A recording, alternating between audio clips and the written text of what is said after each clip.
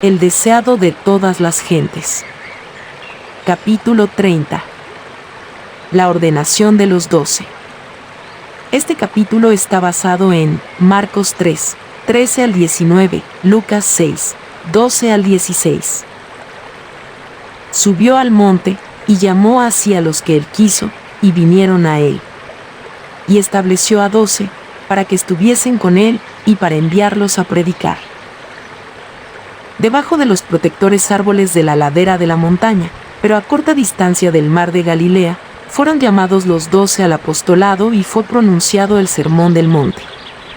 Los campos y las colinas eran los lugares favoritos de Jesús, y muchas de sus enseñanzas fueron dadas al aire libre más bien que en el templo o en las sinagogas.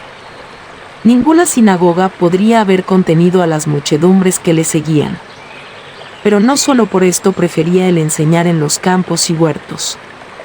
Jesús amaba las escenas de la naturaleza. Para él, cada tranquilo retiro era un templo sagrado. Fue bajo los árboles del Edén donde los primeros moradores de la tierra eligieron su santuario. Allí Cristo se había comunicado con el Padre de la humanidad.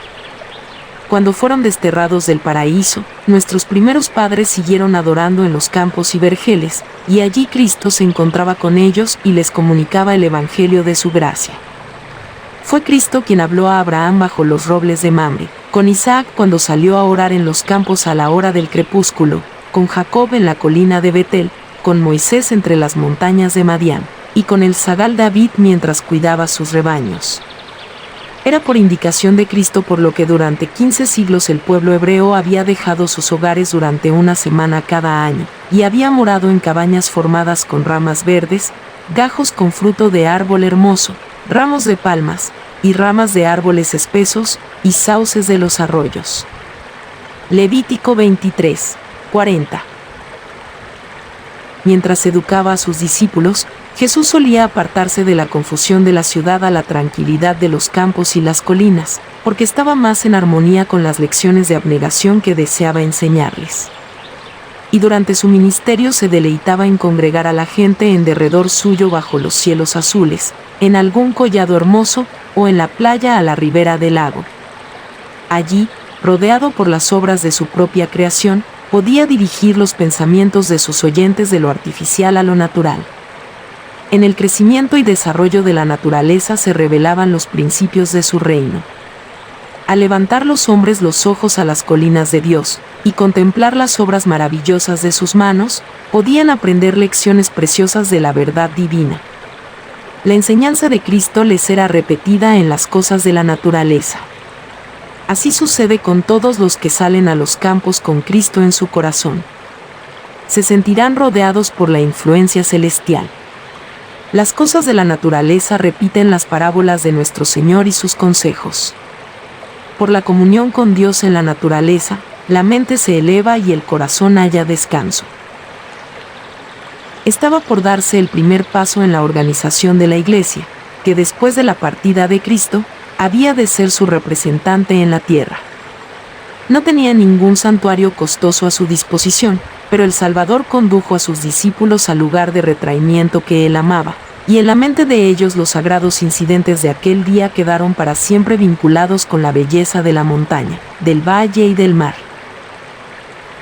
Jesús había llamado a sus discípulos para enviarlos como testigos suyos, para que declararan al mundo lo que habían visto y oído de él. Su cargo era el más importante al cual hubiesen sido llamados alguna vez los seres humanos, y únicamente el de Cristo lo superaba. Habían de ser colaboradores con Dios para la salvación del mundo. Como en el Antiguo Testamento los 12 patriarcas se destacan como representantes de Israel, así los 12 apóstoles habían de destacarse como representantes de la Iglesia evangélica. El Salvador conocía el carácter de los hombres a quienes había elegido, todas sus debilidades y errores estaban abiertos delante de él, conocía los peligros que tendrían que arrostrar, la responsabilidad que recaería sobre ellos, y su corazón amaba tiernamente a estos elegidos. A solas sobre una montaña, cerca del mar de Galilea, pasó toda la noche en oración por ellos, mientras ellos dormían al pie de la montaña. Al amanecer, Los llamó así porque tenía algo importante que comunicarles. Estos discípulos habían estado durante algún tiempo asociados con Jesús en su labor activa. Juan y Santiago, Andrés y Pedro, con Felipe, Natanael y Mateo, habían estado más íntimamente relacionados con él que los demás, y habían presenciado mayor número de sus milagros. Pedro, Santiago y Juan tenían una relación más estrecha con él. Estaban casi constantemente con él, presenciando sus milagros y oyendo sus palabras. Juan había penetrado en una intimidad aún mayor con Jesús, de tal manera que se le distingue como aquel a quien Jesús amaba. El Salvador los amaba a todos, pero Juan era el espíritu más receptivo. Era más joven que los demás, y con mayor confianza infantil abría su corazón a Jesús. Así llegó a simpatizar más con el Salvador, y por su medio fueron comunicadas a su pueblo las enseñanzas espirituales más profundas del Salvador. A la cabeza de uno de los grupos en los cuales estaban divididos los apóstoles, se destaca el nombre de Felipe. Fue el primer discípulo a quien Jesús dirigió la orden terminante: «Sígueme». Felipe era de Betsaida, la ciudad de Andrés y Pedro. Había escuchado la enseñanza de Juan el Bautista, y le había oído anunciar a Cristo como el Cordero de Dios. Felipe buscaba sinceramente la verdad, pero era tardo de corazón para creer.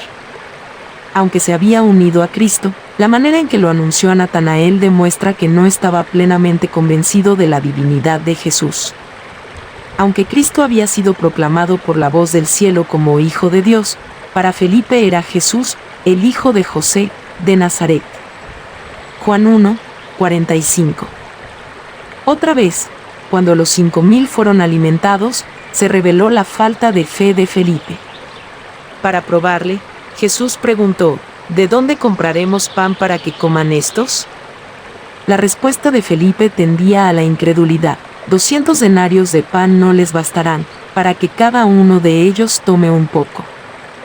Juan 6, 5 y 7. Jesús estaba apenado. Aunque Felipe había visto sus obras y sentido su poder, no tenía fe. Cuando los griegos preguntaron a Felipe acerca de Jesús, no aprovechó como honor y motivo de gozo la oportunidad de presentarlos al Salvador, sino que se fue a decirlo a Andrés.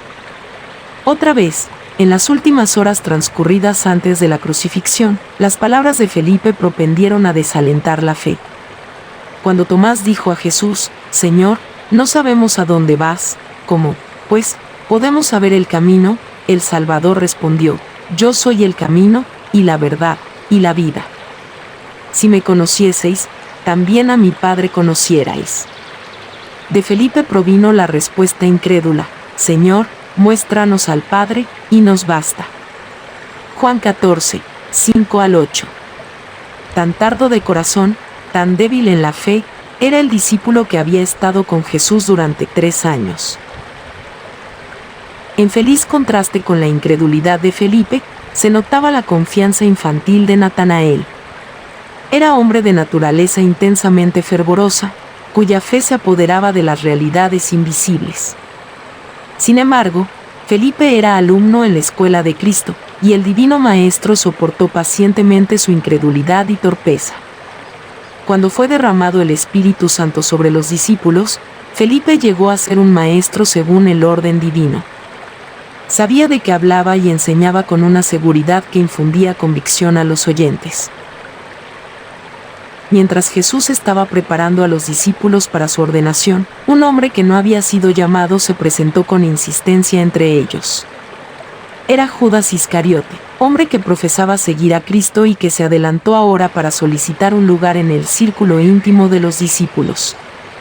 Con gran fervor y aparente sinceridad, declaró: «Maestro, te seguiré a donde quiera que fueres».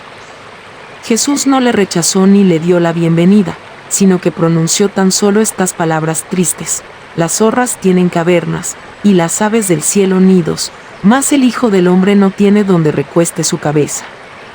Mateo 8, 19 y 20. Judas creía que Jesús era el Mesías, y uniéndose a los apóstoles esperaba conseguir un alto puesto en el nuevo reino, Así que Jesús se proponía desvanecer esta esperanza declarando su pobreza. Los discípulos anhelaban que Judas llegase a ser uno de ellos. Parecía un hombre respetable, de agudo discernimiento y habilidad administrativa, y lo recomendaron a Jesús como hombre que le ayudaría mucho en su obra. Les causó, pues, sorpresa que Jesús le recibiese tan fríamente. Los discípulos habían quedado muy desilusionados de que Jesús no se había esforzado por conseguir la cooperación de los dirigentes de Israel. Les parecía que era un error no fortalecer su causa obteniendo el apoyo de esos hombres influyentes. Si hubiese rechazado a Judas, en su ánimo habrían puesto en duda la sabiduría de su maestro. La historia ulterior de Judas les iba a enseñar el peligro que hay en decidir la idoneidad de los hombres para la obra de Dios basándose en alguna consideración mundanal. La cooperación de hombres como aquellos que los discípulos deseaban asegurarse, habría entregado la obra en las manos de sus peores enemigos. Sin embargo, cuando Judas se unió a los discípulos no era insensible a la belleza del carácter de Cristo. Sentía la influencia de aquel poder divino que atraía a las almas al Salvador. El que no había de quebrar la caña cascada ni apagar el pábilo humeante, no iba a rechazar a esa alma mientras sintiera un deseo de acercarse a la luz. El Salvador leyó el corazón de Judas, conoció los abismos de iniquidad en los cuales éste se hundiría, a menos que fuese librado por la gracia de Dios. Al relacionar a este hombre consigo, le puso donde podría estar día tras día en contacto con la manifestación de su propio amor abnegado. Si quería abrir su corazón a Cristo, la gracia divina desterraría el demonio del egoísmo, y aún Judas podría llegar a ser súbdito del reino de Dios. Dios toma a los hombres tales como son, con los elementos humanos de su carácter, y los prepara para su servicio, si quieren ser disciplinados y aprender de Él. No son elegidos porque sean perfectos, sino a pesar de sus imperfecciones, para que mediante el conocimiento y la práctica de la verdad, y por la gracia de Cristo, puedan ser transformados a su imagen. Judas tuvo las mismas oportunidades que los demás discípulos. Escuchó las mismas preciosas lecciones. Pero la práctica de la verdad requerida por Cristo contradecía los deseos y propósitos de Judas, y él no quería renunciar a sus ideas para recibir sabiduría del cielo. Cuán tiernamente obró el Salvador con aquel que había de entregarle. En sus enseñanzas, Jesús espaciaba en los principios de la benevolencia que herían la misma raíz de la avaricia. Presentó a Judas el odioso carácter de la codicia, y más de una vez el discípulo se dio cuenta de que su carácter había sido pintado y su pecado señalado, pero no quería confesar ni abandonar su iniquidad. Se creía suficiente de por sí mismo, y en vez de resistir la tentación continuó practicando sus fraudes. Cristo estaba delante de él, como ejemplo vivo de lo que debía llegar a ser si cosechaba los beneficios de la mediación y el ministerio divinos. Pero lección tras lección caía en los oídos de Judas sin que él le prestara atención.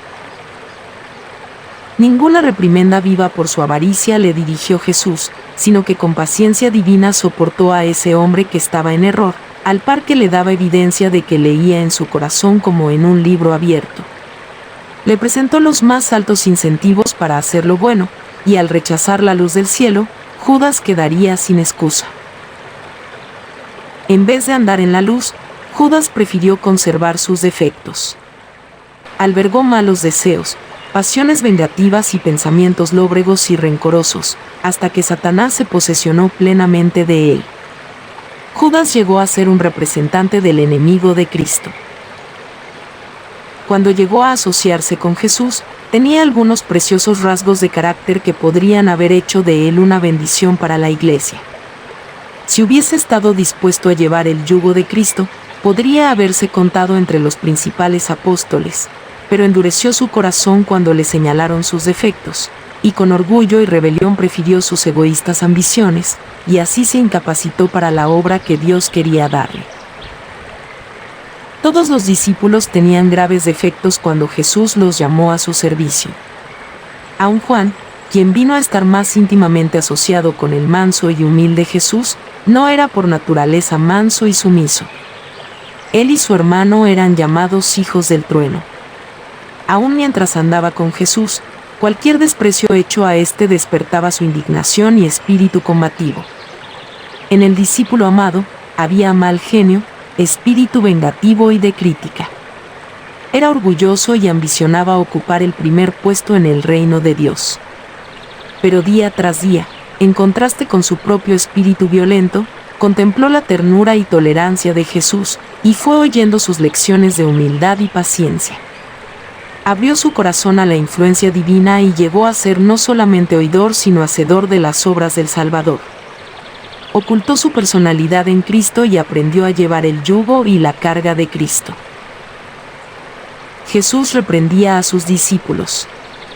Los amonestaba y precavía, pero Juan y sus hermanos no le abandonaron, prefirieron quedar con Jesús a pesar de las reprensiones. El Salvador no se apartó de ellos por causa de sus debilidades y errores. Ellos continuaron compartiendo hasta el fin sus pruebas y aprendiendo las lecciones de su vida. Contemplando a Cristo, llegó a transformarse su carácter. En sus hábitos y temperamento, los apóstoles diferían grandemente. Entre ellos se contaba el publicano Leví Mateo y el celote Simón, el intransigente enemigo de la autoridad de Roma, el generoso e impulsivo Pedro, y el ruin Judas, Tomás el fiel, aunque tímido y miedoso, Felipe, lento de corazón e inclinado a la duda, y los ambiciosos y jactanciosos hijos de Zebedeo, con sus hermanos. Estos fueron reunidos, con sus diferentes defectos, todos con tendencias al mal, heredadas y cultivadas, pero en Cristo y por su medio habían de habitar en la familia de Dios, aprendiendo a ser uno en fe, doctrina y espíritu. Iban a tener sus pruebas, sus agravios, sus diferencias de opinión, pero mientras Cristo habitase en el corazón de ellos, no habría disensión. Su amor los induciría a amarse unos a otros.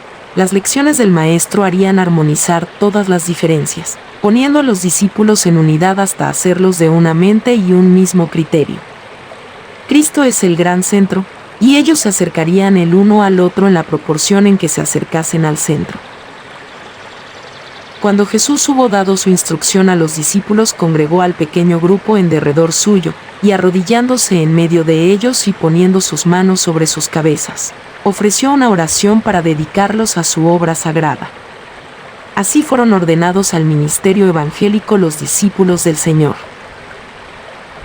Como representantes suyos entre los hombres, Cristo no elige a ángeles que nunca cayeron, sino a seres humanos, hombres de pasiones iguales a las de aquellos a quienes tratan de salvar. Cristo mismo se revistió de la humanidad, para poder alcanzar a la humanidad. La divinidad necesitaba de la humanidad, porque se requería tanto lo divino como lo humano para traer la salvación al mundo. La divinidad necesitaba de la humanidad, para que ésta pudiese proporcionarle un medio de comunicación entre Dios y el hombre. Así sucede con los siervos y mensajeros de Cristo. El hombre necesita un poder exterior a sí mismo para restaurarle a la semejanza de Dios y habilitarle para hacer la obra de Dios, pero esto no hace que no sea esencial el agente humano. La humanidad hace suyo el poder divino, Cristo mora en el corazón por la fe, y mediante la cooperación con lo divino el poder del hombre se hace eficiente para el bien. El que llamó a los pescadores de Galilea está llamando todavía a los hombres a su servicio. Y está tan dispuesto a manifestar su poder por medio de nosotros como por los primeros discípulos. Por imperfectos y pecaminosos que seamos, el Señor nos ofrece asociarnos consigo, para que seamos aprendices de Cristo. Nos invita a ponernos bajo la instrucción divina para que unidos con Cristo podamos realizar las obras de Dios.